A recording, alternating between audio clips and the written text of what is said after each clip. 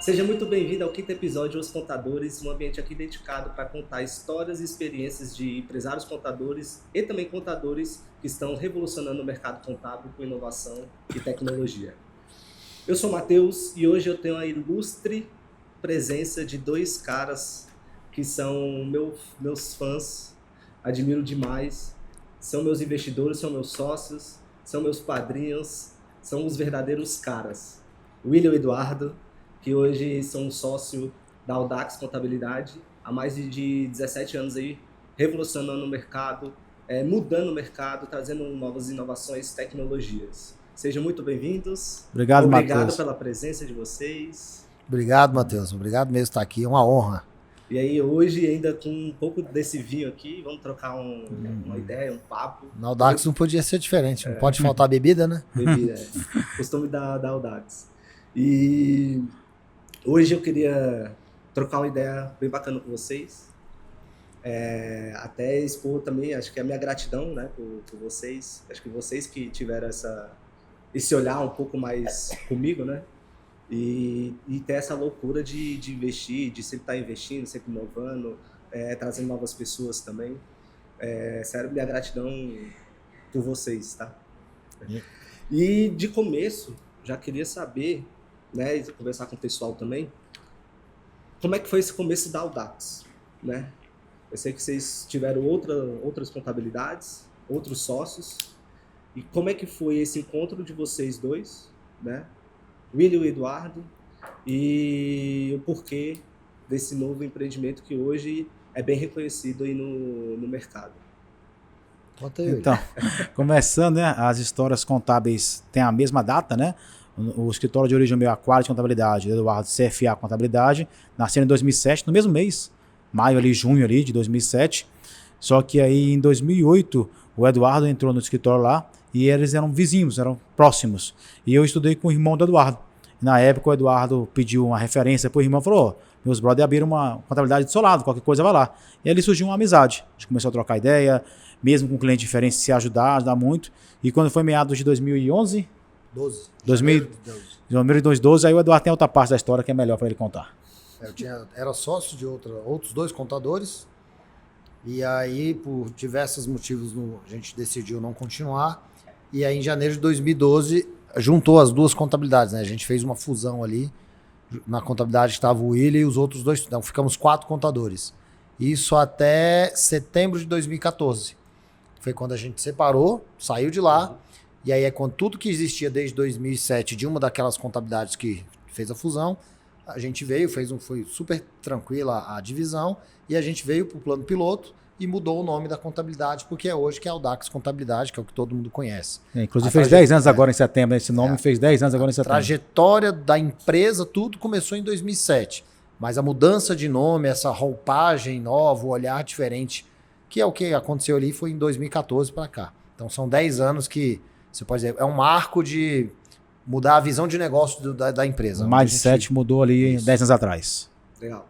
E assim, nesse começo que vocês tiveram, né, da Audax ali, quais foram ali os desafios que vocês enfrentaram, né? Eu sei que vocês tiveram o primeiro enfrentamento, acho que foi não só o mercado, mas acho que também pessoas como sócio, né? Mas qual foi o desafio ali que vocês tiveram nesse começo da Audax para se tornar o que ela é hoje, né? Hoje ela é um grande player no mercado contábil de Brasília. Eu acho que o desafio maior, acho que foi a nossa, sei lá, imaturidade ou falta de experiência que nos fez pensar, e até um ego acima do normal, que nós conseguiríamos fazer tudo. Então nós não investimos em pessoas que deveriam investir, em cargos de gestão, e trouxemos para nós essa habilidade. Só que nesse momento a gente pensou que era uma economia e nos limitou o crescimento durante muito tempo, enquanto nosso pensamento estava em trazer para a nossa realidade e não dividir com os colaboradores. Então a gente demorou a ter uma gestão, demorou a ter cargo de gestão, a gente teve essa demora. Acho que foi um dos principais motivos, embargos, que na época a gente não pensava nisso, mas hoje olhando, acho que uma das coisas que atrapalhou muito foi isso. Eu lembro lá, a gente sempre pensava que o problema ia ser cliente, não conseguir cliente. Esse nunca foi o problema. A gente nunca teve dificuldade de pegar cliente.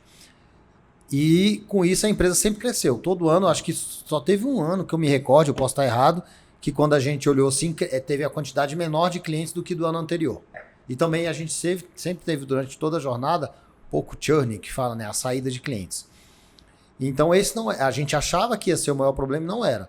O problema era, estava crescendo muito e lá atrás, vou dizer mais atrás ainda, a gente não tinha esse pensamento de vamos ter tecnologia, vamos olhar para processo. Eu lembro até hoje, final de 2014, a gente tinha um escritório no setor de autarquias, aí eu lendo algum livro, falei, William, imagina um dia que a gente for grande, a gente tiver um departamento comercial, um departamento financeiro, eu falava, era o pilar, auditoria interna, um departamento departamento de informações gerenciais para os clientes, um departamento de tecnologia, o financeiro acho que tinha mais um, era processos, tecnologia, informações gerenciais, auditoria interna e comercial. Hoje a gente tem todos. E ainda assim teve, mas na época a gente olhava assim, boa lembrança, imagina um dia que a gente tiver a visão de empresa grande, a gente conseguir colocar isso, porque antes era assim, era a gente, a operação e vambora. Não tinha ninguém olhando para a gestão. Hoje talvez a gente já tenha muita coisa para fazer pensando em gestão. Então o desafio talvez o aprendizado, é não ter dado a devida atenção que a gestão de uma empresa qualquer exige lá atrás. Fica todo mundo focado na operação e aí, às vezes a gestão vai ficando, e aí é muito mais difícil agora você colocar uma cultura de processo, cultura de tecnologia, cultura de alta performance. Primeiro que já tem toda uma cultura já pré-existente. Aí agora você vai ter que, como é que é? Trocar o pneu com o carro andando? Legal. E eu não apresentei vocês, porque eu quero chegar depois a falar, tá? Mas eu não apresentei vocês como sócios do Grupo 3SA, né? Que hoje vocês são sócios do Grupo 3SA. Quis apresentar primeiro a Audax Contabilidade. Mas aí depois eu quero chegar nessa parte do grupo, né? Mas eu sei que lá atrás vocês tiveram um sofrimento que eu digo de ficar, acho que quase sem dinheiro, né? Quase quebrou. Né? Então, assim, qual foi assim a sensação que vocês tiveram naquele momento? Né? Qual foi a sensação? Vocês acreditavam mesmo que realmente vocês, sei lá, ia quebrar e não ia continuar nesse mercado? Que vocês iam fazer outra coisa? Ou, não sei, qual foi esse sentimento que vocês tiveram naquele momento? Porque foi uma situação difícil, né? Porque o medo, ele acaba ali atingindo a gente, né? Como é que você falou um pouco de outros negócios. A gente sempre teve uma vinha em outros negócios. Nós tínhamos um outro negócio envolvendo um BPO de RH, de DP, para um cliente nosso. E esse cliente nosso tinha um contrato com o governo e acabou que o governo não pagou e, consequentemente, não recebemos. Então, era uma fonte de renda que nós tínhamos para alimentar a contabilidade à época, que a gente fez vários investimentos, mudou, e ela secou.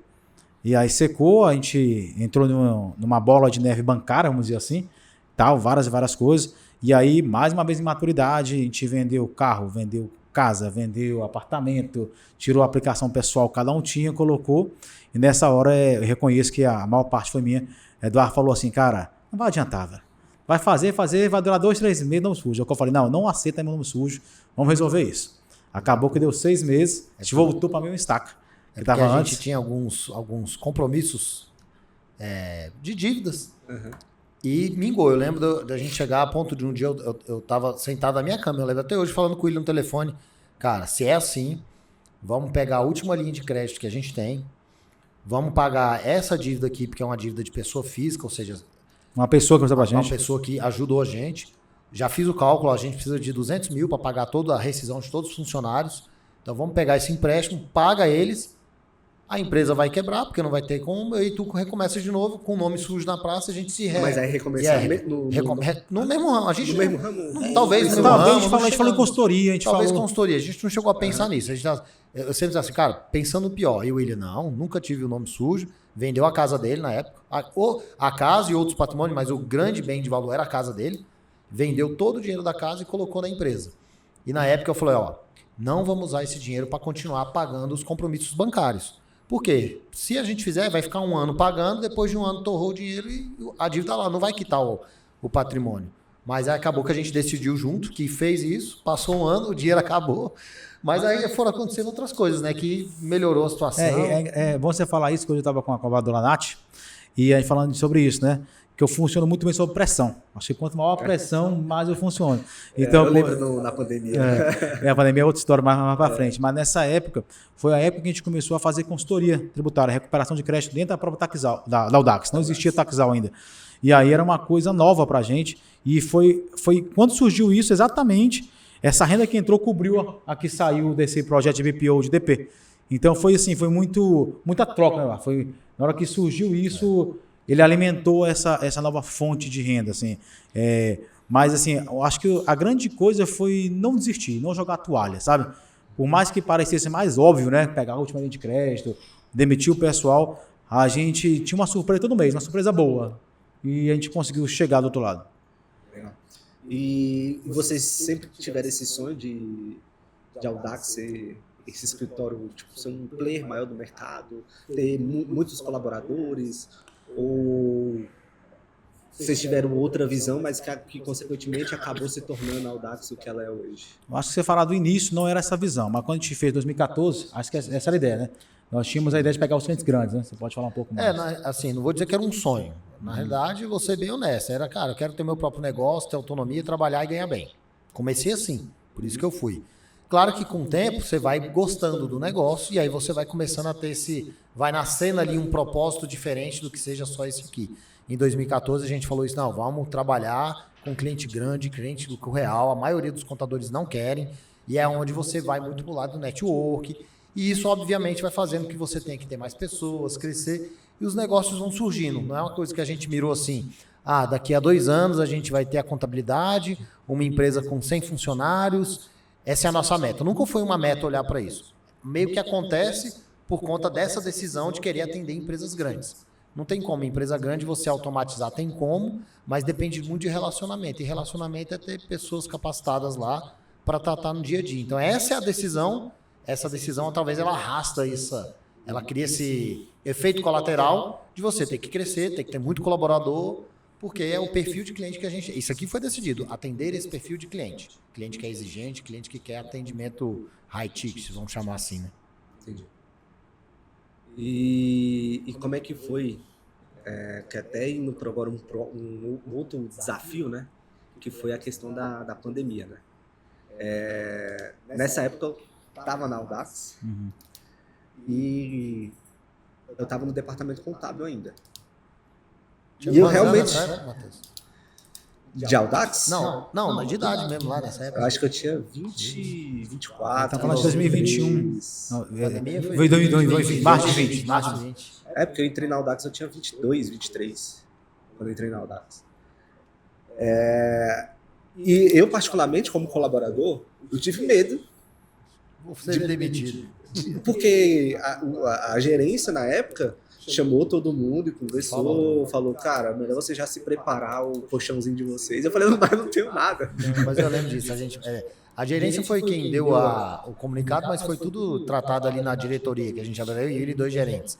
E a gente falou, não sabemos ainda o que vamos fazer, mas já avisa os colaboradores, quando cair o pagamento, não gastar. A gente até falou, quem puder, atrasa aluguel. Chegou a falar assim, atrasa, porque ninguém sabia, era um mar, ninguém sabia o que ia acontecer, né? E inclusive falamos, pode ser que alguns desligamentos tenham que acontecer, porque senão a empresa não ia... Então teve isso aí mesmo, a pandemia foi bem... Mas assim, é porque a pandemia, durante um tempo, a Audax, ela ficou assim, parada. Acabou que, não sei, né, não sabia, mas não sei se perdeu tantos clientes, mas pelo que eu vi por fora, ficou assim parado. Mas ela teve um crescimento, depois ela teve um crescimento muito rápido na pandemia, né? Um crescimento que a gente não esperava. E como é que foi essa jogada de vocês durante a pandemia? De fazer realmente isso crescer mais rápido ainda, né? Porque muita gente estava com medo, teve empresa que quebrou e a Audax, ela, diferentemente das outras, ela cresceu muito mais. Como é que foi? Eu sei que o William saía visitando um monte de cliente, né? Ele saiu, bateu em porta, né? Mas como é que foi essa perspectiva de vocês? Vocês também achavam que ia dar ruim, que ia acontecer alguma coisa de ruim? Na verdade, a pandemia, vamos ser bem honestos, a gente acreditava que não ia ser o que foi. Na época, quem abriu nossos olhos para isso foi o Jean, um consultor, né, quando a gente estava consultoria com a gente. Falou, eu falei, mas não vai ser isso tudo não, e tal. Ninguém sabia, não tinha informação, não tinha nada.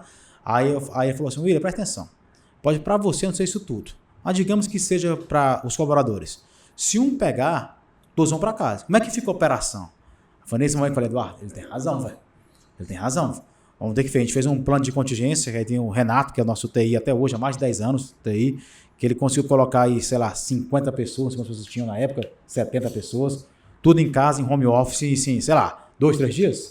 Acho que foi isso, não sei. Foi muito rápido. Foi no dia que o Ibanez mandou fechar as escolas. 10 de março. Aí a gente sentou no dia seguinte, ou 2 depois, sentou, fizemos os cálculos financeiros, o Renato agilizou, foi muito rápido, assim, não levou muito tempo não. Rapidinho o pessoal foi para casa. Aí foi para casa e a gente ficava lá no escritório, só nós dois.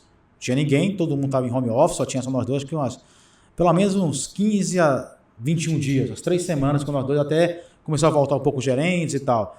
Mas esses 21 dias primeiros a gente estava pensando, cara, quem que a gente paga, quem que a gente não paga. A gente suspendeu um monte de pagamento, mesmo com o dinheiro em caixa, que a gente não sabia se ia não. A gente só honrou mesmo, a gente honrou mesmo só aqueles que eram os pequenos fornecedores, colaboradores, a gente honrou, não deixou nem um minuto passar. Agora, grandes fornecedores a gente atrasou, mesmo com caixa, porque a gente não sabia, a gente queria fazer um caixa reserva de uma coisa que nem tinha reserva para fazer, né? E virou um aprendizado, né? Na vida a gente tem que reconhecer eles. Eu confesso que ali, muito mais por mim, a gente errou. Eu fiz um cenário de crise financeira, junto com o William, e induzi assim, defendi muita tese com o William, com os 2 gerentes. Cara, tem que salvar a empresa, tem que se salvar as empresas, salva os empregos. E acho que muito pautado por essa condução minha, a gente acabou desligando, acho que 11 ou 12 colaboradores, porque nessa projeção financeira a gente estimou um nível de inadimplência, fornecedores que a gente iria deixar de pagar, alguns prolongar prazo, e ainda assim ia faltar caixa, porque na época a gente não tinha reserva. Era um mês pagando outro. Começou o ano começando a tinha pouca reserva, não tinha um capital de giro para a gente. E aí fizemos isso. Claro que alguns desses 11, eu lembro que tinha uns 4 ali que falaram, não, esses aqui já iam sair mesmo, independente de pandemia. Mas a gente pode dizer que tinha uns 8, tanto é que dos 8 eu acho que 3 ou 4 voltaram depois. Tinha uns 8 que sofreram essa decisão. Foi uma decisão que hoje a gente não tomaria ela desse jeito. Porque não aconteceu nada disso, a inadimplência foi muito pequena, fruto de um trabalho do William, de visitar vários clientes, mirou em vários clientes, ele, cara, visitou vários, inclusive vários falaram, William, vocês são meus parceiros, eu tenho recurso aqui, se você precisar eu te adianto X meses de honorário. Ele chegou a fazer um cálculo lá, falou, cara, com o dinheiro que alguns clientes já ofertaram, a gente consegue ficar aí 3, 4, 5 meses sem pingar um dinheiro na conta e a gente tem empréstimo dos clientes para pagar o dia que puder. E aí, quando a gente viu isso, a gente, putz, se a gente soubesse dessa informação, talvez a gente não teria tomado precipitadamente, eu acho, com uma decisão precipitada. Acho que foi assim, fazer análise de risco, ok, mas já não tomar a decisão, talvez esperar ali mais um pouquinho, 1, 2 meses, para sentir o que ia acontecer. Então, a gente pintou um cenário muito crítico, teve problema, a gente pegou o Pronamp, pegou todas as linhas que o governo deu de financiamento da Folha, isso também ajudou, porque entrou um recurso ali que você não estava barato, com carência. Então isso serve de um aprendizado. Hoje, um aprendizado que a gente tem hoje. Sempre que possível, a gente tem que ter pelo menos 6 meses de capital de giro na conta. Na verdade, 6 meses de despesas fixas, né? Isso. Se eu não faturar nada, quanto que eu gasto para manter a estrutura rodando sem essas variáveis? É X? Então isso aqui tem que ter 6 meses desse recurso guardado. Se um dia acontecer uma pandemia de novo, a gente vai estar mais preparado, porque tem o recurso e porque aprendeu com o passado. Claro que eu não longe de querer ter uma pandemia, mas se tiver uma situação difícil, parecida, talvez vire um aprendizado de não ser tão precipitado, não em fazer o plano, mas em agir com base naquilo que foi feito sem sentir o movimento do mercado, dos clientes e etc., do governo. Um aprendizado que eu tirei muito das visitas do William, né? Foi realmente estar ali do lado do cliente, né? Você ter realmente ali a presença com o cliente. Que isso está me tornando agora com a startup, né? Mas assim, um pouco depois, como é que foi esse surgimento, né, do Grupo 3SA? Porque na época, depois da pandemia, tinha a Consimed, que na época não era a Consimed, depois veio a Taxal, em 2019, né? E depois acabou criando realmente o grupo, né? Como é que foi, assim, na perspectiva de vocês, se vocês puderem falar também, como é que foi essa criação e o intuito dessa criação também? Qual é a perspectiva também do grupo 3SA? Na verdade, acho que assim, existia já um grupo Audax. Nós tínhamos o grupo Audax, que ele trazia muita menção à contabilidade. Então, assim, com o tempo a gente percebeu, o Márcio Eduardo, que isso atrapalhava em outros negócios. Seja para sempre rotular nosso grupo com contabilidade, seja por trazer o colaborador de outras empresas sempre uma submissão ao Audax. Então era um desejo nosso. Do restaurante. Então teve essa situação de a gente trocar esse nome, mesmo para perder um pouco, mesmo que a gente já tinha de reconhecimento de Grupo Audax, mas para trazer uma pluralidade ao que o grupo é. E não só a trazer a Audax. A Audax foi a primeira empresa, foi a promissora, foi tudo, mas hoje ela é independente como as outras empresas são independentes. Então a gente não pode trazer só um negócio no foco do que traz. Então, como você falou, acho que a primeira do grupo que vingou, né, teve outras tentativas, não vou entrar no meta aqui agora, foi a Concimeg, que na época era Horus. Em 2019 entrou a Taxal. E agora 2022, né, depois da 21 ou 22 ali, no mês de 22, a gente teve uma proposta para se associar ao Marcelo e o Éder, de entrar no negócio que é a Finance, que é uma fintech voltada ao consulado privado, e da Equity, que é voltada a M&A. Então a gente teve essa proposta, a gente aceitou e depois de um tempo a gente amarrou-se nos bigodes e resolveu fazer isso de uma forma mais ampla, né? Que todos fazem parte de um grupo plural, né? Repaginada no grupo. Saiu de um grupo. Vamos dizer que a gente tinha um grupo, mas faltavam várias estruturações, desde a mudança de nome para criar a conexão de cultura dos colaboradores. Então talvez firmar a sociedade com eles fez que, cara, a gente quer ter um grupo, mas agora o que falta para... E aí a gente deu uma repaginada, mudou o nome, criou estrutura, um pouco de governança interna. E aí isso tudo por quê? Primeiro, para internamente, você ter aquela questão de cultura. Claro que tem vários desafios hoje, mas para ter um colaborador lá que ele saiba, olha, eu sou colaborador da Concimeg, mas eu participo de um grupo de empresas. Então isso gera nele o sentimento de que ele pertence a algo muito maior. E para o mercado também, porque quando você leva para o cliente, poxa, vamos ver as pessoas que estão por detrás. Tem vários profissionais, você participou de um tempo lá, né? Olha o tanto de gente de gabarito que tem aqui, e você tem várias empresas, então você tem várias soluções ali que o cliente pode encontrar dentro daquele grupo para ele poder resolver as dores do dia a dia. Isso não da nossa cabeça, copiado de vários cases. Quando você olha para o mercado, você vê que grandes empresas têm essa ideia, né? De você tem ali células e empresas que fazem serviços específicos, mas todas quando se juntam, elas estão dentro de uma página de um grupo maior, né? A ideia é basicamente essa, é colaboradores e mercado, você ter essa força, esse peso. Legal.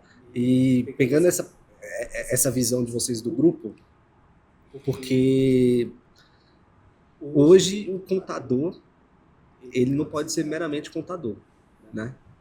Hoje ele tem que ser um empresário, porque se ele for contador, o escritório dele talvez não tenha nenhum crescimento do que ele gostaria. Mas assim, qual é assim, a visão de vocês, o que vocês podem passar até para o pessoal que está assistindo? Como é que foi essa mudança de visão de vocês? Se vocês sempre teve essa visão de realmente empreender, porque conhecendo o William trabalhava no banco, né? Isso. Tem uma parte mais ali pro público, né? O Eduardo já sempre foi no privado, né? Mas eu lembro que você tinha vontade de ser policial também, né? Ah, sim, policial militar. Policial militar, então. Casa do pai dele. Inclusive, a minha filha, uma das profissões que eu vou permitir, uma delas, além de se ela quiser ser freira, tudo bem, tá lá na 6, é policial militar, vai Você vai te dar trabalho, né? Oi? Ela vai te dar trabalho. Vai ser coronel, comandante. Mas assim, o que vocês dão de dica até pro pessoal, né? Que são contadores, que pensam em abrir um escritório, pensam em abrir empresa. Qual é a visão que eles têm que ter? O que eles têm que olhar? Quais as crenças também, né? Porque hoje o mercado, se der mole, ele engole, né? Então, assim, o que vocês dão de... Parece clichê, Matheus, mas um princípio contábil, ele é muito, muito, muito bom nesse momento de falar contigo. Seria o princípio da entidade. E é o que poucos empresários sabem. Nós, né? durante muito tempo, não fizemos.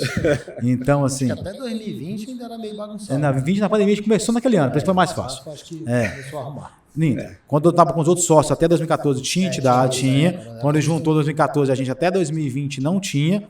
depois voltou até 2020 e tem até hoje. Tem que ficar em cima do Willian, senão ele bagunça os negócios. Exatamente. O princípio de identidade, acho que é uma coisa que parece que é clichê, que é uma coisa, é uma norma contábil, mas isso é o que realmente leva você para um outro nível.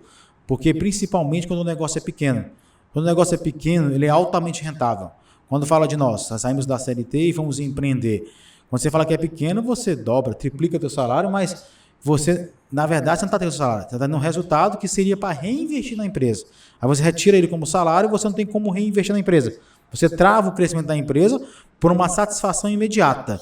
Então, acho que a grande lição para quem quer empreender fazer é determinar um valor de retirada, uma meta, tudo mais, e mesmo que você ganhe 1 milhão no mesmo mês, você não vai tirar mais daquilo que você fez, porque você tem uma meta a cumprir, como fazer. Acho que a grande coisa que eu deixaria aqui seria o poder de reinvestir no negócio. E só para finalizar, eu ouvi uma frase do Marcelo, atual sócio, quando ele era cliente nosso. A pior situação de uma empresa é quando ela é média. Por quê? Quando ela é pequena, ela é altamente rentável, você domina, você pega todos os problemas e resolve. Quando ela é grande, você ganha escala. Tem uma escala gigante, pode ser 1 centavo por produto. Tem uma escala gigante, você está ganhando 1 centavo por produto. Quando ela é média, você não tem domínio, está uma bagunça e você só empata. Então, você não pode ser médio muito tempo, porque senão ou você reduz e volta, ou você vira grande, porque senão você não vai aguentar a pressão de ser médio muito tempo. Eu vou pegar um pouco do que o Willian estava conversando outro dia. A gente tem lá as operações, a Act e a Finance estão com o Marcelo, com o CIMED a gente tem a Simone, e as duas que a Willian está mais à frente, que vai se dividir no sócio, é o Audax Taxal. E lá a gente tem 2 grandes gestores, que é o Rafa na Audax e a Carol na Taxal, e eu falando, Willian, a hora que tiver tudo arrumado, e essas empresas aqui não precisarem que a gente bote mais um ar, você vai chegar às 5 horas da tarde, encerrar o expediente e ir para casa? Você vai dar conta? Eu não vou, eu também não. O que a gente provavelmente vai fazer? Arrumar outro negócio. Investir, ou colocar mais alguma coisa nesse novo, uma melhoria, um projeto, algo de diferente, uma entrega diferente, um produto diferente, e aí a gente vai acabar indo, ou um outro negócio que tenha ou não conexão com esse. Então esse é o nosso perfil, a gente não vai ficar quieto, a gente não vai desacelerar.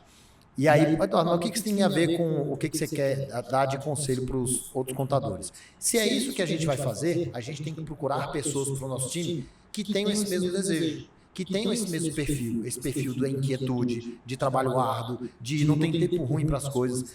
Isso é o que eu colocaria. Você está formando um time agora, você é pequeno, fala, qual é o seu perfil? O que você quer enquanto empresa? Procure pessoas que tenham esse mesmo perfil. Não adianta você querer ir para uma ilha e estar contratando pessoas que o desejam ir para outra. E a gente tem muito disso ainda hoje. Esse é o principal. Um outro que a ilha percebeu, não de agora, que a gente falou isso até para o rapaz que foi fazer benchmark lá no escritório outro dia. Não, Danilo, da Mercantil. Um abraço para Danilo Mercantil. Ele fez a mesma pergunta para a gente. Está crescendo, cara, o que vocês me recomendam? A gente falou, cara, você já tem um grande gerente na sua empresa, que se amanhã você não estiver lá, esse cara dá conta de resolver? Não. Então, ou forme um ou contrate. E não forma porque você quer ser amigo do melhor colaborador, não. Se você não vê ninguém no seu time ainda nesse nível, começa a formar alguém que você quer, mas é um tempo, vai no mercado e contrata esse cara. Esse cara é caro, esse cara não vai custar barato, mas você tem que ter alguém que te tire da operação, alguém que realmente comece a se substituir. Só que a maioria não faz isso. A gente demorou muito tempo para fazer isso. Então, hoje, se a gente fosse começar um novo negócio, a primeira coisa, contrate o líder máximo da empresa. Depois a gente vai contratar quem vai operacionalizar. E talvez o terceiro é o que eu falei no início, daqueles 5, que eu falei, o sonho é ter os 5 departamentos. Hoje, com 17 anos de empresa, que a gente está pela primeira vez criando uma estruturação do departamento comercial. Depois de 17 anos. A gente já teve alguns projetos lá, assim, mas muito diferentes do que está hoje. Por quê? Porque faltou o pensamento de gestão. Como é que eu tenho um negócio que eu não venho estruturar um time comercial, um time de vendas, métricas comerciais, indicadores comerciais, hoje que a gente está fazendo? Olha o que a gente não perdeu ao longo desse tempo se a gente tivesse tomado essa decisão lá atrás. Então, quem está começando agora, cara, começa a estruturar. Por que o comercial? Porque é a porta de entrada do cliente. Depois você vai arrumando o resto, vai olhar para a operação, para a tecnologia, processo, mas começa desde agora estruturar um departamento comercial conforme a metodologia manda, não conforme o que a gente acha. A gente contratou um profissional, não é o que eu posso botar o que eu acho, o que o Willian pensa, mas tem muita achismo envolvido. Traz alguém que realmente sabe da parada, sabe do que os livros dizem, o que outras experiências práticas dizem e coloca para rodar. E para finalizar, só mais duas colocações. Pode falar pegando à vontade. do Eduardo aí, ele falou que é caro. Não se iluda com caro, tá? Caro é aquilo que não te dá resultado. Pode cobrar 50 mil uma pessoa. Se ela já der 1 milhão de lucro, ela não é caro. Só que o que vai acontecer, infelizmente, que vai demorar essa pessoa ser encontrada. Então vai ter um custo de investimento nisso aí. E uma coisa que é muito boa também, que é para ser falada, me perguntaram um dia desse, não lembro quando é que foi, e eu falei, refleti, que até concordei com o Eduardo um dia desse falando. Começa a servir. Começa a servir as pessoas sem mirar nenhum tipo de recompensa. Isso traz para você pessoas boas, traz conhecimento. Então, muitas e muitas vezes, hoje e antes, a gente sempre serviu aos clientes ou quem precisasse, hoje mais ainda, sem procurar algo em troca. E é incrível como isso volta para você, seja em conhecimento, seja em cliente, seja em reconhecimento. Então, não pense que o que você tem e você abala que matou John Lennon. Não é. Você tem sempre que aprender. Então, abra as portas, ouça mais do que fale, e com isso, eu acho que o seu crescimento aumenta muito. Servir. Acho que a palavra que eu colocaria, principalmente, é servir. A gente contratou um chefe lá, né? Um mentor. Tá muito. Não, vamos arrumar outro problema, arruma um chefe. Então a gente tem uma reunião quinzenal? Quinzenal, com o Lucas. E aí lá a gente vai, estamos com esse problema, desde seja problema societário, problema interno, tudo.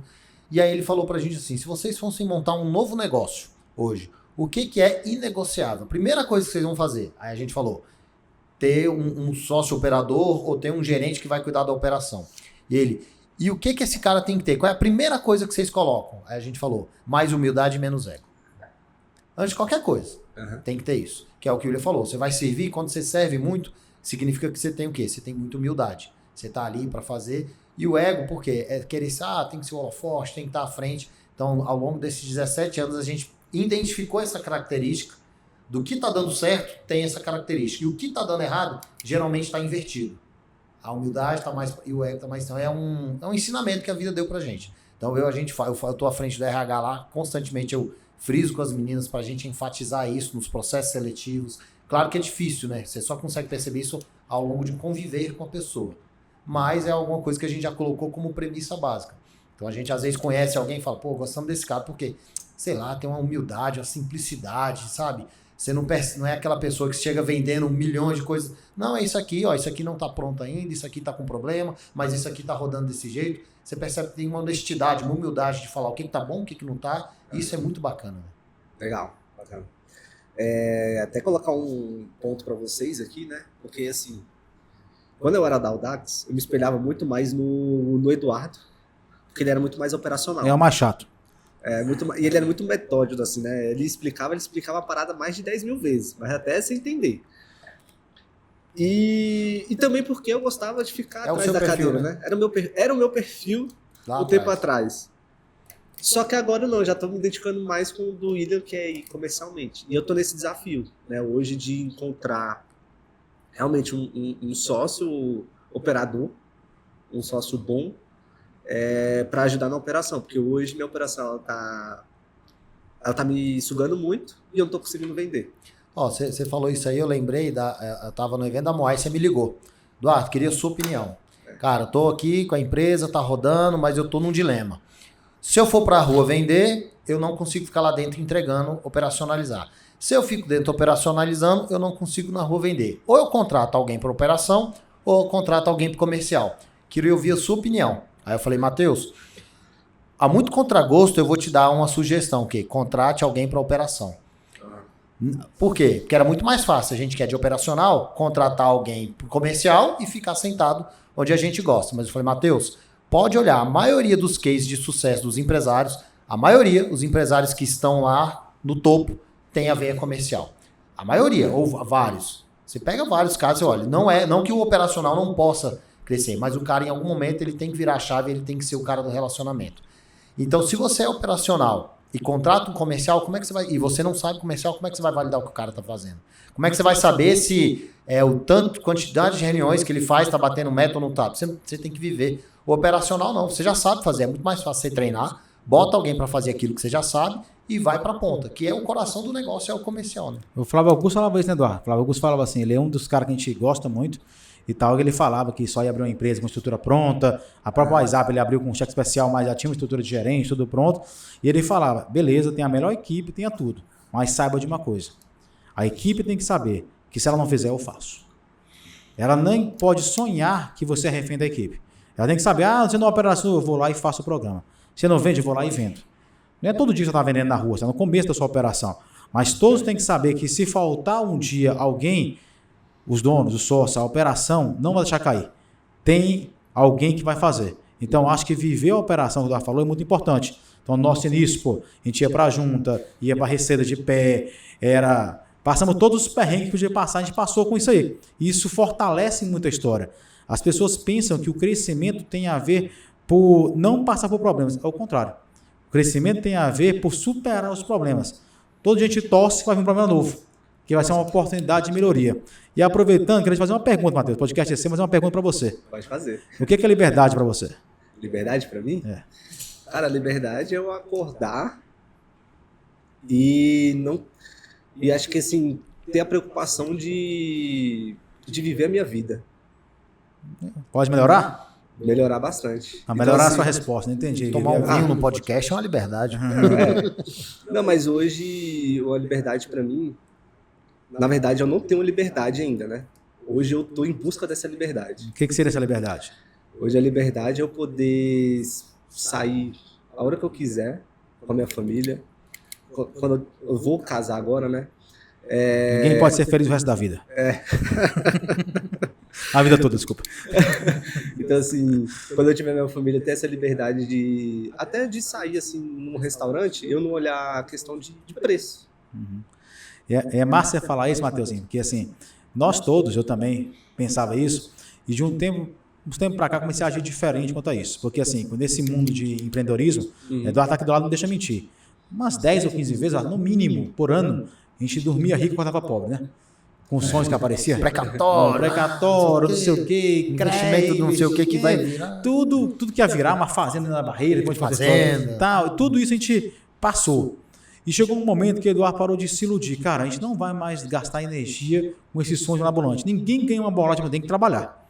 E a gente começou a ver, igual o Eduardo falou, cara, o que ninguém quer fazer? Lucro real? O que vai fazer? A gente vai fazer o que ninguém quer fazer. Porque aí você vai ter um caminho onde poucos querem fazer. E o que eu quero dizer isso com liberdade?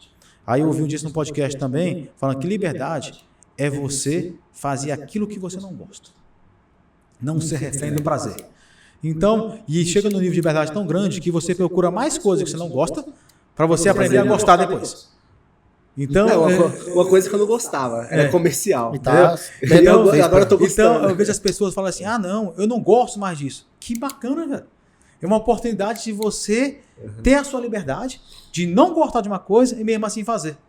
E isso traz aquilo que é o contrário. A liberdade financeira, a liberdade de poder não trabalhar um dia. Não olhar o lado direito do cardápio. Não olhar o direito do cardápio. Mas por quê? Porque você teve a liberdade de fazer aquilo que você não gostava de fazer.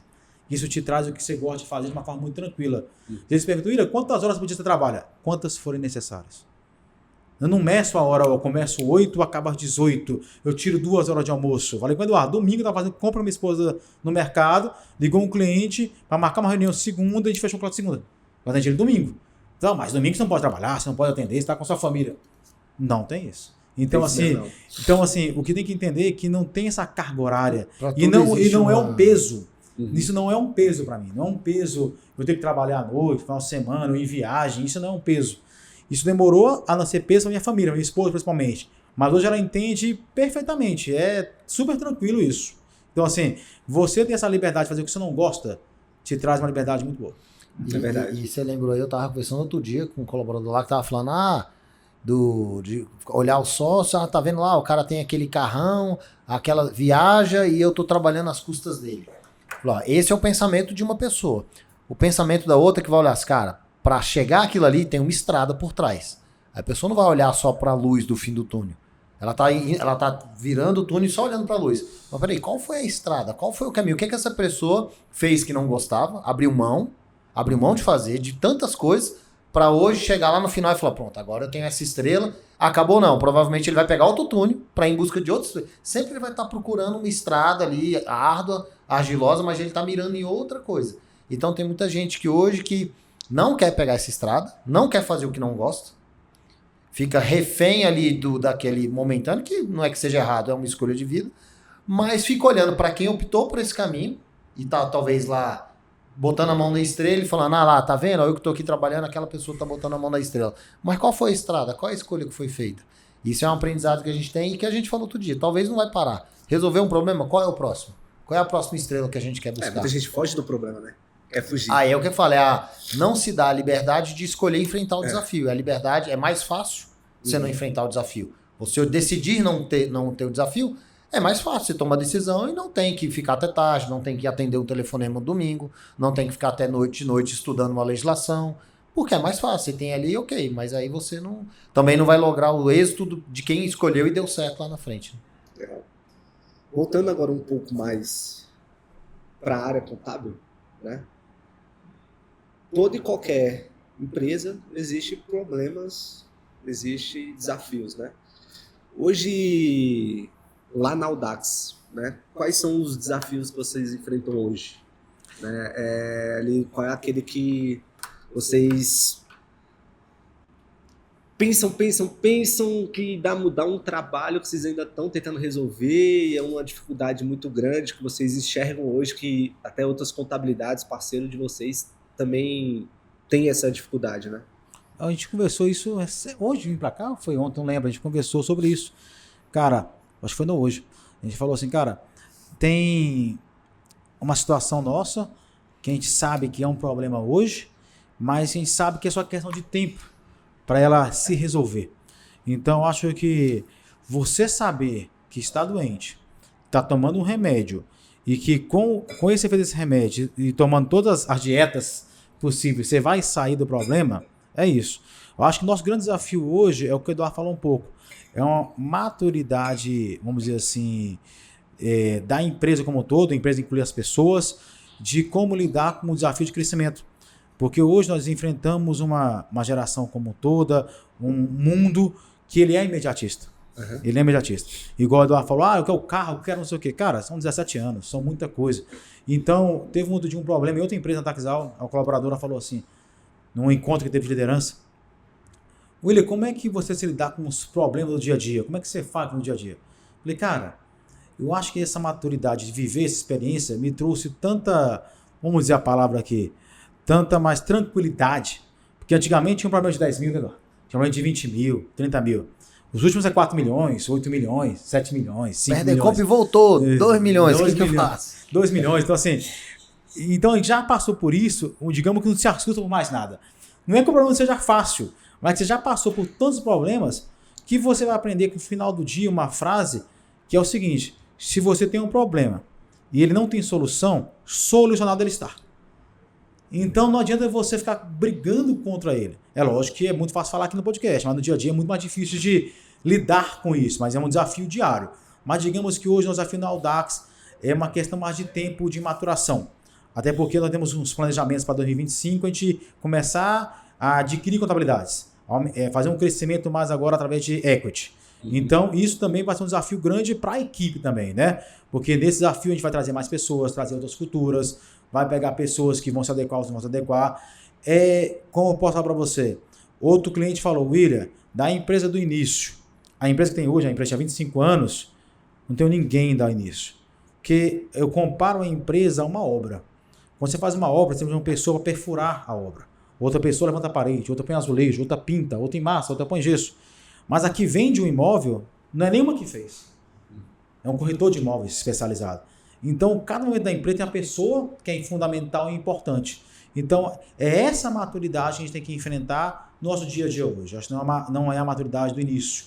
Aquela pessoa que foi no início, talvez ela não sirva hoje, onde nós estamos hoje, e vice-versa. A pessoa de hoje, ela serviria para alguém que está no início. É esse tipo de mentalidade que a gente enfrenta hoje, essa dicotomia. Não sei se o Eduardo tem... Pegar um trecho da frase do William e fazer um jabá. Se você é contador, está querendo vender sua contabilidade, nos procure. Ano que vem podemos comprar. Matheus, você perguntou aí, né? Quais os desafios hoje do dia a dia? São vários. Eu vou colocar talvez os que estão mais eminentes aqui que eu lembre agora. Pessoas, porque eu estou lá à frente na diretoria de RH do grupo. Não as pessoas em si, mas qual é a estratégia de RH que a gente quer implementar enquanto cultura de grupo. E eu tenho uma decisão que eu tenho praticado e às vezes eu me pego, cara, mas será que é essa? Mas eu tenho que ter pessoas que sejam do nosso perfil. O que é o nosso perfil? Que não tem tempo ruim pra nada, que o cara quer trabalhar, se tiver que trabalhar de noite, ele vai trabalhar, se tiver que trabalhar no final de semana, ele vai, só que isso gera talvez uma perda de qualidade de vida, e você olha hoje o mercado, você vê muitos, não, qualidade de vida, eu até acho que tem que ter. Mas aí ele não vai ser assim, a gente não vai, talvez só vai desacelerar quando tiver com 55 anos, que aí não tá dando conta mesmo, aí obrigatoriamente a saúde vai fazer isso acontecer. Pra você ano que vem, filho. Isso que eu ia perguntar. Mas, 15 anos, tem 15 anos ainda. Mas então assim, porque é isso que a gente vai colocar de ritmo. Então como é que eu tô colocando isso de ritmo de quem tá à frente do negócio e não estou colocando quem tá nos vagões ali atrás, esse ritmo, aqui é um ritmo a 200 por hora e eu tô permitindo que eu tenha uma cultura que vai a 65, 80, 120. Vai ter conflito. Então é conseguir definir qual é a cultura de pessoas que o negócio quer. Como que eu faço? Porque aí é mega difícil. Como contratar pessoas assim? E quem está aqui dentro, como identificar quem realmente tem esse match, quem não tem, como mostrar se quer ter, ou se a pessoa vai dizer, olha, eu não quero, eu hoje estou na minha vida pessoal. Por exemplo, outro dia eu estava com minha esposa e ela, poxa, vai voltar a viajar, vai voltar a ser isso. Vai ser assim, os negócios exigem. Para a gente ter essa vida que a gente tem hoje, para a gente estar aí, uma vida muito boa, por sinal, é assim que tem que ser. É uma escolha de vida que eu fiz e a gente fez junto. Se não for assim, eu vou ter que falar, William, pega metade do que eu ganho, tu passa a ganhar para tua esposa não reclamar que eu tô viajando menos, aí pelo menos eu tô comprando a sua qualidade de vida. Não bate. Então é uma decisão de vida. E a gente tomou essa decisão, ninguém obrigou a fazer.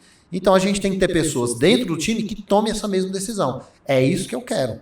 Vai ter escolhas, vai ter coisas boas, vai ter coisas ruins. Então eu diria que esse é um dos principais desafios, colocar aí, se identificar. E quando a gente fala, talvez, a gente está fazendo, tá? Tudo isso está sendo trabalhado, não é uma coisa que está lá, um alerta vermelho e a gente parado. Mas eu acho que é um grande desafio e ter decisões baseadas em dados. Hoje a gente tem começado a fazer isso mais, analisar, olha, eu tenho home office, lá a gente tem home office. É para todo mundo? Não é. Quem não vai ficar em casa? Quem produz menos quando está na empresa. Quem vai dizer isso? Dados, o sistema. Ô, Joãozinho, na empresa você tem um grau de produtividade de 80%. E em casa é de 40%. A média da empresa é 65%. Volta. Você não serve para trabalhar em casa, fica aqui, mas eu posso tentar de novo? Posso, daqui a um tempo eu deixo você ir para casa de novo e ver se o seu nível de... Até vou ajudar o cara, vamos identificar por quê? Lembra que uma vez você me falou, cara, eu faço home office na sala de casa, minha mãe fica passando, você me falou isso um dia, eu não consigo trabalhar de casa lá atrás, na pandemia, deixa eu ir para a empresa, que aqui em casa a minha produção não é igual. É esse tipo de coisa, às vezes não é porque o cara não quer, a moradia dele não permite. Às vezes a internet do bairro dele, às vezes ele mora numa região que está em obra e tem muito barulho, então tem... Ou às vezes é a pessoa mesmo, eu lembro, o Feijão trabalhava com a gente, uma vez ele falou, cara, me volta, eu sou muito disperso em casa, eu fico disperso. Então cada um pode ter um motivo. Como é que eu analiso isso? Dados. Não é socialista. Quem consegue provar que produz o mesmo tanto ou mais em casa, vai para casa. Quem não consegue, vem para a empresa. E eu vou ajudar esse cara talvez a conquistar esse benefício. Mas então hoje é isso, é tomar decisões baseadas em dados, seja... medir produtividade de colaborador. É essencial fazer isso. A gente, mas vai parecer que você está controlando, não é controlando as pessoas, gente. Você tem que analisar qual é o custo da empresa, como que eu precifico o meu cliente. Eu só vou saber isso se eu saber para onde está indo o dinheiro. A gente nunca teve esse tipo de atenção, confesso, e hoje a gente está tendo, com o Rafael lá está fazendo um ótimo trabalho, é olhar custo. A ideia é que a gente consiga em algum momento saber exatamente, na linha, por segundo, o que esse cliente gastou. Como é que eu sei isso? Se eu sei por segundo o que o colaborador faz. Então esse é um grande desafio, mas está indo muito bem. E eu acho que ano que vem a gente vai ter uma evolução gigantesca nessa parte de tomar decisões baseadas em dados. Viu? Legal. As pessoas... Eu fui colaborador, né? Então as pessoas normalmente não entendem... É normal, né? Tá querendo me controlar, é uma ditadura. Coisas, né?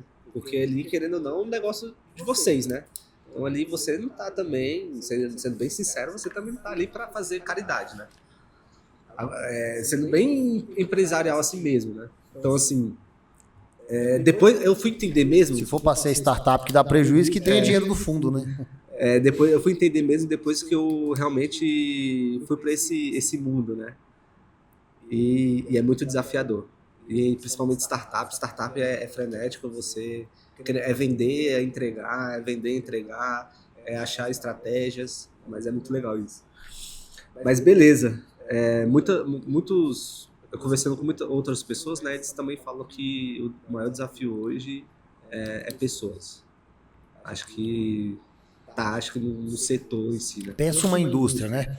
Você acha que uma indústria que fabrica lá, 1 milhão, uma BYD, que tá gigantesca aí, sei lá, vende 1 milhão de carros. Ele sabe exatamente, véio, quanto tempo leva para produzir. Por que na indústria tem esse pensamento de analisar custo na ponta e às vezes um serviço, eu digo, nas contabilidades, não tem muito esse pensamento. É você olhar para um mercado que já usa isso há vários e dá certo, métodos que uma indústria tem, análise de custo, análise de produto, grau de produtividade, linha de produção, e tentar replicar com adaptações para um mercado desse nosso, igual contabilidade. Né? Legal. E você, agora voltando para o outro lado também, vocês são os caras que gostam de investir, né? Vocês sempre estão conhecendo novas coisas e investindo, né? Como é que tá essa questão de investimento de vocês, né? Tem novos negócios? Porque hoje vocês investiram, por exemplo, na Finance e da Equity, veio a proposta do Marcelo e do Éder, né? E vocês compraram, investiram, tá dando certo. Veio também a minha proposta, vocês viram, compraram e estão investindo, né? Como é que é a visão de vocês quanto a isso, né? Porque muita gente tem medo de investimento, né? E eu vejo que vocês não têm esse medo, assim, né? Na verdade, né? não é isso. Na verdade é o seguinte, a gente ouviu umas frases depois que já tinha feito a merda, que para você aprender a ganhar dinheiro tem que perder primeiro, né? Acho que a grande verdade... Um bocadinho aí. A grande verdade entre ganhar dinheiro com investimento é perder o dinheiro para você dar valor a ele, a mais valor a ele. Então, assim, a gente já teve alguns investimentos, né, em próprios negócios, né, Eduardo? O box, LED, celular, um monte de situações. Fazenda? Não rodou não, quase foi, não chegou aí. Vamos lá para Barreiras, Bom Jesus da Lapa. Vocês investiram em gado, essas coisas? Não, é uma outra história. É um dos negócios de vender uma fazenda e ficar mega milionário, mas não deu em nada. Só deu um carro quebrado e risada. Boa risada. Mas, e hoje, você fala assim, poxa, você, Eduardo, e tal, investe e tal. Primeiro que o que nos melhora é a experiência de investir em várias coisas e pegar o que melhorou. A gente tem um acordo entre nós dois que qualquer investimento só vai se os dois estiverem confortáveis. A gente considera que o risco tem que ser feito por dois. E o investimento é um risco. E tudo que a gente for, não importa quem esteja à frente, sempre os dois têm 50%. Tem que estar junto. Teve uma situação de uma pessoa que chamou a gente para investir e parecia muito boa. Falei, Eduardo, tá essa planilha aqui, era comprar dívida, né, Eduardo? Comprar dívida. E aí o Eduardo falou, William, essa pessoa, essa situação, de onde está esse ciclo, eu não estou confortável. Então, para. Eu estou lembrando que não, depois você me lembra. Tá, não estou confortável, não quero seguir. Falei, beleza, só te contei, porque como eu estou mais na rua, vem mais oportunidade, e as pessoas sabem. Quando elas falam, quero um negócio contigo, velho. Você faz negócio comigo, faz com o Eduardo também. Pô, mas eu quero tratar com você, beleza, mas saiba que o Eduardo está lá junto e vai fazer. Então, assim, a transparência no negócio é o que deixa o investimento mais claro. A gente acabou de fazer um investimento agora em corporação, né, Eduardo? Um colega em corporação. Estamos vendo investimento em uma outra startup de contabilidade também. E estamos vendo mais 2 investimentos daí para a gente fazer. Mas tudo isso, o que a gente tenta respeitar? Primeiro, o colchão. Nunca invista tudo que você tem em outra coisa. Tem que ter um colchão. Cara, se eu investir isso, quanto eu tenho de colchão ainda? Esse colchão é importante. E segundo, faça pequenos investimentos, faça testes. A gente brinca, não casa de uma vez, né? Faça um namoro, vê se é legal, para depois você entrar com tudo. Acho que isso seria uma dica de investimento. O Lucas, que é nosso chefe agora, ele foi bacana. Eu não conheci ele, não. Ele mexe muito com governança corporativa. E aí a gente trouxe ele, indicado pelo Eric da ONI, para ser como se fosse um mentor nosso ali. O cara dizer onde é que a gente está acertando, está errando. Por que a gente fez isso até? E talvez para quem está ouvindo. Porque o dia a dia você está lá, tem aí, William. Mas tem um corporativismo entre a gente. Às vezes, não vou brigar com ele. Tem ali, não. Tem que ter alguém acima que vai dizer, tu tá errado, essa decisão que você está fazendo tá errado, o caminho que você tem que tomar é esse. Claro, ele não vai poder mandar eu fazer, mas pelo menos se eu não fizer, ou é porque eu estou tomando a decisão, eu sei que é aquilo, é meio que um mentor que vai te direcionar e que não tem viés vínculo nenhum com o êxito ou não êxito daquela decisão. E eu estou gostando bastante, é o nosso psicólogo empresarial. E aí ele falou dessa questão de investimentos. Na conversa, eu sei que no final o William me corrige aqui se eu estiver errado. Por que vocês investem em outros negócios? A gente falou, olha, alguns porque tem conexão e sinergia com o ecossistema. E aí aqui o que a gente aprendeu, namore primeiro, não casa, namora, fica aí 6 meses, 1 ano namorando. Por quê? Porque se não tiver legal, é fácil de você sair, você não afeta a operação. Não tem filho, não tem nada. Não tem filho, não tem nada. O segundo, às vezes porque é um negócio muito rentável e vale a pena, dependendo, às vezes você é um mero investidor, tá ali fora, não vai ter nem tanta relação com o empreendimento. E aí às vezes faz sentido você entrar. E o terceiro, às vezes você só está investindo para poder ganhar relacionamento. Às vezes é um investimento que você olha, poxa, é rentável, mas eu só vou investir porque eu quero sentar na mesa que os caras que estão naquele empreendimento sentam, porque ali vai me abrir portas, vai me gerar outros tipos de relacionamento. Então é por isso que a gente vai investir, porque a gente quer estar lá naquele board. Então a gente tipificou, teve mais um, acho que foram esses 3. E esse investimento nem sempre, Matheus, é algo que assim, vou investir numa imobiliária, vou investir numa contabilidade. É investimento em si mesmo, por exemplo. Esse ano nós tomamos uma decisão, a gente fez um investimento, eu fiz a matrícula, vamos dizer assim, né? Eu me inscrevi no grupo do Clex, que é o Flávio Augusto, Joel J e Caio Carneiro. É um grande investimento, assim. Tá metido, menino, tá metido. Tá famoso lá pros caras, só anda de terno e gravata agora. E assim, o que isso traz, né? Tira da zona de conforto. William, é uma coisa que você não queria fazer, você falou agora há pouco, não, eu queria muito fazer. Mas a responsabilidade é muito grande, que é um investimento alto e tem que trazer retorno. Não só para a pessoa, William, mas para a empresa que está pagando isso e fazer. E aí tira o de conforto. E chegar lá é literalmente você ser o mais burro da mesa. Não é uma filosofia. É chegar lá e ver como são os players, como está. Me senti, a gente contei isso. Me senti como quando eu matriculei no curso de formação de conselheiros da Dom Cabral. Cara, as pessoas que eram players meio lá, que eram alunos, cara, era vice-presidente da Del Brasil, CFO da Renner. Então são pessoas com calibre assim que você nunca imaginava poder conviver com aquelas pessoas. Então ter isso do lado te leva num nível que você pensar assim, cara, acho que eu nunca vou ser bilionário. Depende. Convivo com bilionários, você vai ser bilionário. Então para você sair dessa zona também, que eu nunca vou ser, nunca vou estar, conviva com pessoas que são acima de você. Isso é um ponto que você pode, na pergunta que você fez lá atrás, né? O que vocês recomendariam para um contador que às vezes está começando e está ouvindo? Exatamente isso aí, ó. Tem o teu dia a dia, mas em algum momento saia daí e tenha o ritual de participar de outro grupo de empresários, de algum que seja, algum que você não é o melhor do grupo. Pode ser um grupo de contadores, um grupo de empresários, pode ser o que seja, pode ser um curso, pode ser uma pós, algum lugar que você sente e fala, cara, todo mundo que está aqui é melhor que eu, a maioria é melhor que eu. Porque você vai constantemente ser desafiado a melhorar. A ambiência é muito importante. E se não podia te falar, te falei do Clex, tem que falar da Moai. A Moai aqui foi um dos clubes aqui de Brasília que transformou a nossa empresa. Eu e o Eduardo primeiro, para variar ali, puxou a Moai para a gente entrar lá, mas depois da Moai a gente mudou muita coisa na empresa, a gente trouxe muita novidade. O poder trocar com empresários, abrir o coração, saber o que você tem de problema, não é só o seu problema, ver outras soluções, que às vezes é óbvio para os outros, não é óbvio para você. Então acho que deixo aqui um abraço para o Vinícius da Moai também, que é um cara que mudou o ecossistema de Brasília empresarial também. A Moai, quando eu participei da Moai, realmente, eu só tomava porrada. Era um Recomendo que volte. É um ecossistema que... Não, mas eu pretendo voltar. Eu pretendo voltar, quando arrumar um sócio eu volto. Recomendo que volte. Que eu volto. Porque assim, realmente... Sócio operador, comercial é você. Sócio operador. Porque realmente eu não sabia de nada. E tinha pessoas lá que já estavam em outro patamar, né? Então, questão de aprender. Tira da zona de conforto, né? Até mesmo quando eu estava no grupo 3SA também, sim, com vocês lá, eu era o único que estava. O que eu tinha feito, né? Então, assim, realmente sai da zona de conforto. E agora voltando para outro assunto, né? Que eu queria falar com vocês. Eu vejo que vocês são bem casados. A minha esposa chama Amanda. O William e o Eduardo são bem casados, né? Vocês têm outros sócios e também já tiveram outros sócios, né? Mas assim, como é que foi essa relação? Eu queria mais falar de vocês dois, né? Como é que foi essa relação de porque tem coisas que o William faz que o Eduardo não gosta, tem coisas que o Eduardo faz que o William não gosta, né?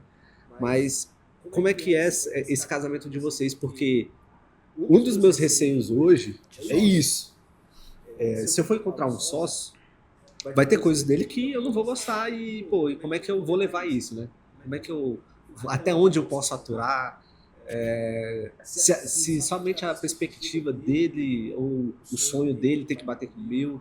Como é que foi essa questão de vocês dois, né? E também, se quiser de falar de outros também que aconteceram. De nós dois hoje é muito... Hoje, vou falar de hoje, tá? Nem sempre foi assim. Hoje é muito natural. A gente faz alinhamento toda hora. Quando um faz um negócio, outro não gosta. Tá toda hora ali nos bastidores, no reservado do WhatsApp, e um puxando a orelha do outro. Mas já criou uma relação tão... Aquele livro, 5 Desafios das Equipes, já tem um grau de confiança tão grande que não existe mais conflito. É muito difícil ter conflito. E quando tem, ele resolve em questão de minutos, horas. Dificilmente vira um dia com a relação conflituosa. Mas, e não quer dizer que a gente não se puxa, é toda hora. Cara, olha, tu fez isso aqui, vai dar essa... Toda hora tem isso. Não foi sempre assim, isso talvez o tempo fez construir essa relação lá atrás, a gente já brigou muito, de ficar muito mais tempo, cara fechado e trabalhar. Agora, pegando igual você falou assim, eu tenho um certo receio. Uma das coisas que a gente aprendeu, Matheus, tem as conversas mais difíceis no início do negócio. Se você tá trazendo um cara para entrar, se isso aqui acontecer, tu sai. Porque, você vai começar a relação sendo chato? Não, é deixando claro. E você, Matheus, cara, eu não negocio isso aqui, eu não quero um sócio que não fique, que saia da empresa. Vou dar um exemplo, que não trabalhe, se tiver com problema, que vá embora antes das 18. Eu não quero, velho, pra mim não tem que estar aqui. Eu não quero um sócio, escreve. Bota lá os principais, você não vai conseguir colocar tudo que você quer, mas tenta pensar assim, as 10 principais coisas que o Matheus não abre mão de uma sociedade. E aquilo que se fizer, é como se fosse um acordo de sócio. E aquilo que se fizer para ele tá acabado, e se acabar, como é que vai acabar?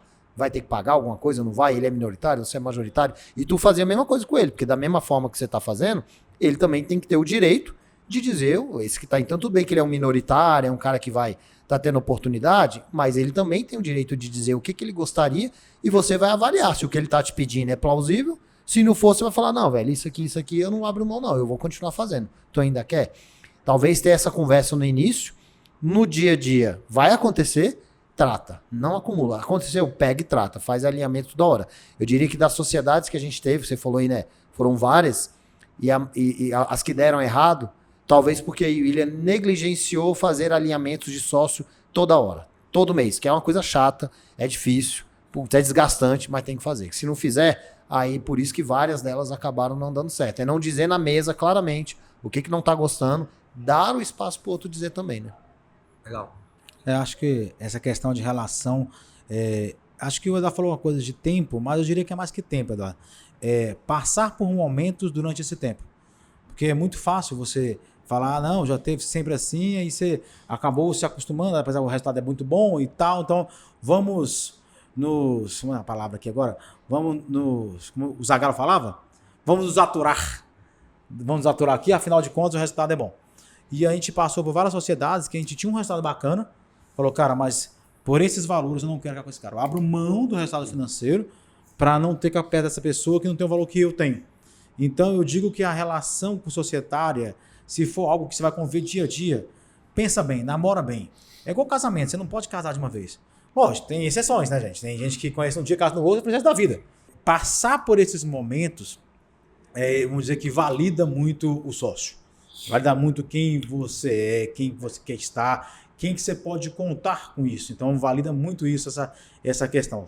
Você falou de casamento, eu diria que é mais como irmão do que casamento. A gente se complementa muito nessa situação de um tentar entender o outro. Ele falou de chamar atenção, ele chama muito mais a minha do que a dele. Então ele chama muito mais, ele é muito mais chato. Eu sou muito mais de boa. Uma vez ou outra eu falo alguma coisa. Mas é aprender... Como é que eu melhoro? Tem que puxar minha orelha. e aprender que isso faz parte. A pessoa que fala com você é igual seu pai e sua mãe. Você pode até querer dizer que tá chato, tá tudo. Mas no final, chega uma hora, eu falei com a Nath hoje, uma hora você reflete, cara, aquela surra da minha mãe foi muito boa. Aquele foi muito bom.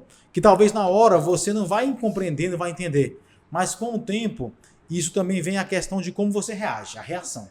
Tem uma ação, tem uma reação. Primeira reação vou retrucar, eu fiz isso por causa disso. Era muito assim, era muito bate. Eu fiz por causa disso, você faria o quê? Você faria o quê? Depois eu falei, cara, na minha parte, eu mais sapo. Como é que eu faço para não ouvir isso de novo? Então, se você pensa em servir e não depender dessa mudança, traga para você a realidade. Se não tiver como mudar ele, como é que eu faço para isso não acontecer novamente? Eu acho que as relações você tem que trazer para o espelho e não para a janela. O grande responsável das relações é você mesmo, não é terceiro. Você é o grande resultado da relação que você tem com qualquer pessoa. Com seu pai, com sua mãe, seu namorado, seu irmão, você é o responsável. Você é que é a pessoa fundamental para ter relacionamento. E um valor, Matheus, que eu acho que se pode colocar aí, pegando o meio do William aqui, tem muita humildade nessa relação. Que eu falei lá atrás, que a gente identificou. Então, assim, por isso que a gente fala, se a nossa relação dá muito certo, porque a gente identifica entre nós dois esse grau de humildade, seja a hora um mais, o outro menos, é isso que a gente tem que exigir como um valor inegociável de uma pessoa que estiver entrando para fazer negócio com a gente, principalmente se for um negócio que vem para o ecossistema, que a gente vai ter que lidar ali no dia a dia. É mais humildade. Isso é um valor que faz dar certo aí essas relações. Muito bom. Vou olhar essas dicas aí. O problema tá sendo só Você foi um cara humilde, eu lembro até hoje, dia que a gente sentou no sofazinho lá. Vou fazer isso aqui. Depois, cara, deu certo, valeu a pena. Pô, não sei o E que, aí eu vou fazer. Eu uso esse case teu até hoje com várias pessoas. Tem uma situação, não sei o que. Cara, deixa eu te contar uma história aqui. Tinha um rapaz chamado Matheus, que ele tinha um problema com a gerente, ele sentou aqui e tal. Conta cagado e cuspida. Se você tiver na dúvida, pode perguntar pra ele.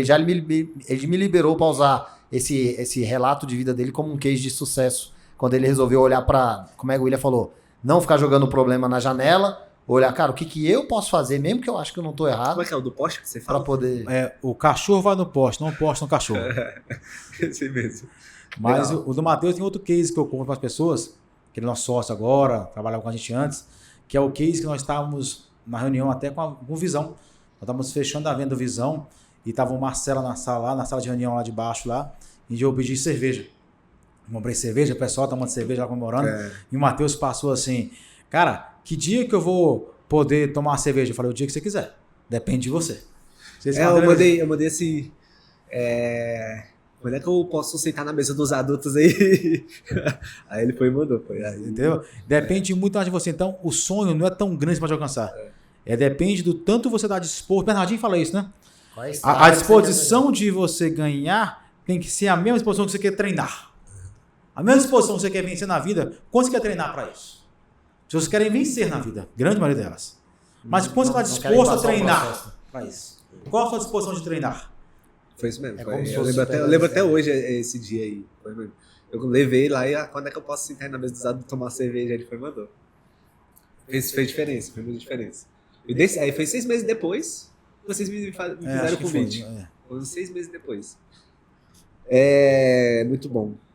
E agora, falando um pouco também mais sobre a Audax e o mercado contábil, né?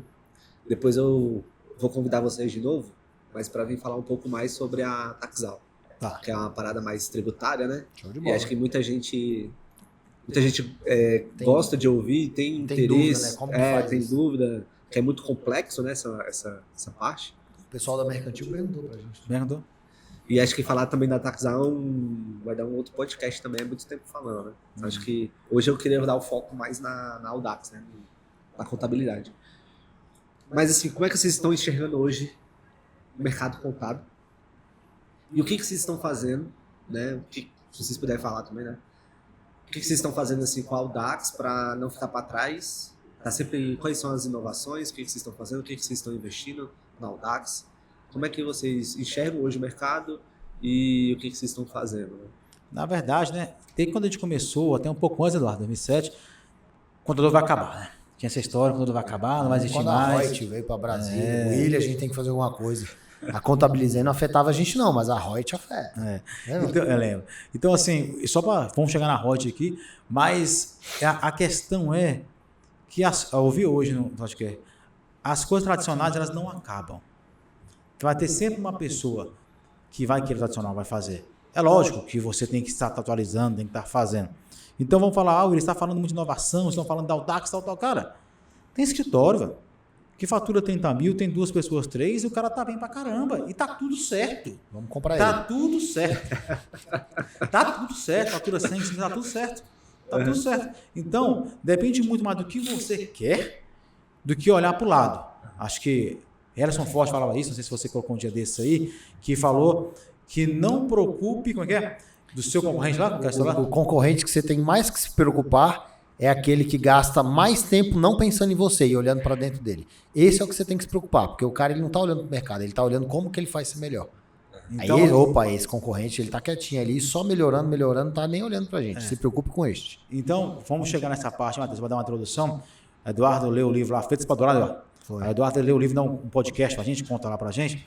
Segundo ele, se eu entendi bem, a 3M, ela ficou muito tempo líder de mercado. Então não tinha ninguém para se comparar. Cara, quem que eu vou comparar para subir?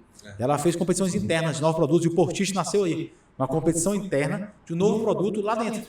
Então, você não se limita porque não tem pessoas acima de você. Você pode criar seu próprio desafio. Quando a gente falou, Eduardo, que não um mentor, mas para que um mentor? Os caras estão ali, cara, procure sempre pessoas acima de você para colocar. Mas voltando a falar de Audax, então o que a gente percebe hoje? Se a gente não está crescendo, a gente está perdendo. Porque tem alguém crescendo na nossa frente. Então, muitas vezes você trabalhou com a gente, tecnologia. Chegou algumas pessoas de fora da tecnologia, olhou lá pra gente, o Rafa, um devo, caralho, velho. Eu pensei que a gente era tecnológico, falando vocês têm 96 RPA, coisa que ele falou, rodando aqui dentro. Tem falta organização, mas tem muita coisa automatizada. Eles falam uma cultura dos colaboradores usarem a automatização, mas tem muita coisa automatizada. Então, isso nos deixou um pouco mais feliz, mas a gente sabe que tem uma estrada muito grande pela frente. Então, assim, quais são os investimentos? Continuamos investindo em tecnologia, isso não para, isso é uma coisa que a gente tem externa e interna, tem as duas tecnologias que está trazendo. Trazendo tecnologias também de própria contabilidade, de inovar no nosso sistema. A gente já tinha um plano lá anterior da sua época, que era Startial. A gente quer em janeiro, se Deus quiser, estar com ele 100% e voltar. Porque a Audax hoje, pela estrutura que tem, pela a propósito que ela tem de ser uma contabilidade premium, ela não é competitiva quando se fala em honorários para pequenos empresários. Então, a gente está trazendo uma nova estrutura Startial, que é o começo de tudo, para atender esses clientes que hoje não estão na nossa carteira. Em breve, então, Audax para todos. Audax para todos. Faz parte do Audax para todos, Startial. Comece fina e vá para Audax. Começo de tudo. Começo de tudo e vá para Audax. Então, assim, nossos planejamentos para Audax. Tecnologia, não para. Pessoas, não para. E uma nova marca. A marca Startial, o começo de tudo. Para trazer os clientes que hoje a gente não consegue atender, por não uma questão que a gente não quer, uma questão de negócio. A gente não consegue ser competitivo, igual os contadores, para cobrar um honorário que eles cobram. E está tudo certo, tá, gente? Eu não acredito em aviamento de honorários. O cara cobrou mais barato, ele fez mérito dele. Se ele consegue fazer com você sobreviver, deixa lá. E o cliente que saiu de você, pai mais barato, talvez seja o cliente que você quer na sua carteira. Eu fico vendo até hoje, eu tenho um grupo de empresários que eu participo aqui, tem gente pra caramba. E até hoje o pessoal posta, nada de errado, mas eu olho, olha, eu não vou gastar um pingo do meu tempo de energia reclamando ou questionando que tem um cara na praça cobrando 100, 200, 300. Cada minuto que eu gasto reclamando disso é um minuto que eu estou deixando de gastar em melhorar o meu negócio, ou para eu poder atender clientes que dão mais valor à qualidade e não a preço, que é o que a gente tem, ou para eu transformar o meu negócio num negócio que eu vou competir com esse cara. Ele está conseguindo entregar 100, 200? Como é que eu faço para fazer isso com tecnologia? Porque aí eu vou entrar nesse mercado. Então, só que eu vejo às vezes é um dia inteiro, cara. A galera discute, o cara botou aqui meu cliente, faz por R$200 uma empresa com 10 funcionários, pode? Ok, não está errado ter esse pensamento de achar ruim. Mas às vezes eu fico, cara, eu não vou perder tempo me preocupando com esse tipo de coisa. Isso não vai me levar a lugar nenhum. Cadê o CRC? Cadê o SESCOM para atuar nisso? Nem sei se é papel deles atuarem nisso. Mas eu acho que é um caminho que eu não acho que vai ter uma solução aí. Ou você vai para lá e faz melhor que o cara cobrando o mesmo preço, ou você muda o teu negócio para que isso não te afete. Para finalizar, já que o nosso diretor ali já botou ali que falta 15 minutos, né? Tá. Ainda tem mais uma taça de vinho ali para terminar ainda, hein? Tá. Já puxando esse assunto, né? Pra gente finalizar sobre essa coisa de contador e estão reclamando questão de preço, né? Aí eu vou fazer uma pergunta para vocês. Vocês acham que seria melhor se a contabilidade realmente fosse obrigatória ou não para as empresas? Eu acredito que hoje, o que a gente tenta levar para os clientes da Audax é que o fisco tem que ser feito de forma automática. Que o contador, quando eu fiz faculdade lá, ele falava o seguinte, ele é o cara que gera dados e informação para tomar a decisão. A função do contador é gerar informação para uma decisão. E hoje, com o nosso Brasil, a complexidade, a gente trabalha mais tempo para o fisco que para o cliente. Então, o que eu mais queria é que a contabilidade não fosse obrigatória. Eu queria que o cara contratasse, igual contratar um advogado. Eu preciso do advogado, vou lá e contrato, vou lá e faço, vou lá e coloco. Porque aí traz uma seriedade de o cara não fazer para mais barato. mas fazer porque atende a você. E pode tudo bem barato, tá? Às vezes o barato tem. Eu já tive na Isso não é pandemia. um mal necessário. Eu tive na pandemia clientes nossos PJs, que era uma notinha por mês. Pô, William, tá muito caro agora porque meu salário baixou na pandemia, eles podiam baixar PJ. O que eu fiz? Indiquei contabilidade digital para ele. O cara até hoje é meu amigo. Cara, você é eu falei com o meu amigo aqui do lado, tinha outra contabilidade. O cara ficou puto com ele, porque se ele não queria ir para outra contabilidade e tal. E você, o contrário, você me indicou mais duas, fora que eu falei. Porque a gente tem que saber quem é o cliente para você e quem não é. Sim. Tem umas histórias boas, né, Eduardo? Lembra do cara da farmácia? Sim. O cara da farmácia foi engraçado, né? No outro escritório lá ainda, o cara chegou, ele era policial civil, falou assim, a mulher dele era fisioterapeuta, uma coisa assim. Falou assim, olha, eu quero abrir uma farmácia. Eu falei, farmácia? É, quero abrir uma farmácia. Mas por que você abrir uma farmácia? Não, que eu tenho um amigo, eu tenho umas 5 farmácias na Vila Planalto, e lá é bacana, ele ganha dinheiro e tal, eu quero abrir uma farmácia. Eu falei, rapaz, farmácia é pior do que padaria. Ele, como assim pior que padaria? Porque farmácia, além de trabalhar quase 24 horas, se o cara chegar sem receita, não pode vender. Na padaria ele vende. Na farmácia ele não vende. Então é uma coisa muito difícil. É um dia a dia, é sábado, domingo, feriado. Tu tem certeza que abrir isso aí? Tá colocando namorado? Não quer abrir comigo? O que foi? Não tá gostou de mim? Não, nada disso. Vamos fazer um trato então? Não é seu amigo, o cara lá é? Trabalha aí 2 semanas na farmácia. E depois disso, se você quiser abrir, você volta que a gente bate um papo. Eu explico toda a situação, farmacêutico custa caro, para estar na farmácia, as grandes redes que ganham na compra, não ganham na venda. Bora fazer? Ele me ligou depois de umas 3 semamas. William, fiquei com raiva de você, sai daí se revoltar. Mas trabalhei um final de semana com meu amigo lá. Quero isso a mim não. Vou abrir uma clínica de fisioterapia, para minha esposa que era fisioterapia. Eu falei, faz sentido. Faz sentido. Então, ele é um cliente para você. Não queira um faturamento que vai entrar hoje e sai amanhã. Nós nunca quisemos isso. Um cara que entrou para abrir um emprego em R$1.000 e amanhã ele sai. A gente não gosta do cliente que sai. A gente não quer ter um cliente que entrou e saiu. A gente quer ser uma parceria. Acho que nosso cliente mais antigo é a Docel Ambiental, fez um vídeo dia desse. Está com a gente desde 2008. Poder falar um cliente grande, a Ciplan Cimentos aqui de Brasília, está com a gente desde 2009. Então são parcerias longínquas. Então é isso que a gente busca nisso, né? Uma parceria mais duradoura. Então, isso tem a ver muito com essa questão de você saber escolher o cliente que você quer. Não quer dizer nicho agora, nem estou falando de nicho, eu pego serviço, eu pego comércio, eu pego indústria. Não. Que tipo de cliente você vê? Tem vários tipos de nicho. Quando você vai num show, às vezes você nicha pelo valor do ingresso. Você vai ter um público pelo valor do ingresso. Então, isso tudo é forma de você entender o seu negócio. Legal. E você, Dudu, o que você acha? Contabilidade tem que ser obrigatória ou não? Para as empresas? Eu acho que não tem que ser, porque fica mais fácil a negociação e vai chegar, acho que se esse projeto da reforma tributária acontecer do jeito que eles estão falando, o split payment, boa parte dos tributos vão ser apurados automaticamente, se der certo do jeito que está lá. Isso é ruim? Talvez por um lado sim, por outro lado não. Quanto menos tempo eu gasto apurando imposto, mais tempo eu consigo gastar atendendo o cliente. E aí vamos olhar hoje para o DAX, os maiores clientes que a gente tem. Eles não estão lá porque contabilidade é obrigatória. Os maiores e os melhores, não vou dizer só os maiores, mas os que a gente identifica que são os perfis ideais. Eles não estão lá porque é obrigatório. Eles estão lá porque eles gostam do atendimento, gostam da gente para resolver o problema dele no dia a dia, para ajudar ele a tomada de decisão. Então, se hoje, esses clientes que já estão rodando, que a gente senta, cara, quais são os clientes que mais fácil o trato? Esse. Bacana. Poxa, por que eu vou achar ruim de algo que vai ser obrigatório? Eu quero ter mais clientes assim, que estão com a gente porque ele gosta do trabalho. Quanto mais clientes que estão com a gente porque ele gosta, ele topa pagar um honorário um pouco maior, ele entende que o seu serviço tem uma qualidade diferenciada e vai pagar por isso. Então é o perfil de cliente. Não acho que tenha que ser obrigatório, não. Vai ter muita gente que vai achar o contrário, porque acaba ganhando com isso, né? O fato de ser obrigatório, o cara tem que pagar um contador. A partir do momento que... É igual imposto de renda, né? Da pessoa física. Não é obrigatório. O cara que quiser, ele vai lá e faz o dele. Talvez em contabilidade não. O cara que quiser, tá aqui o sisteminha do governo, ó. Preenche aqui bota aqui o seu o banco aqui, já tá conciliado, por imposto vai. Se você quiser contratar um contador para fazer com qualidade, fica a seu critério. Não acho que tem que ser obrigatório, não. Legal. Finalizamos, né? Obrigado. Eu quero agradecer demais a presença de vocês, por ter aceitado meu convite. De estar aqui, conversar um pouco. Acho que tem muita coisa ainda para conversar, né? Acho que agora vai ficar pro churrasco. Gravar 5 podcasts, um de cada empresa. Seria bom, seria.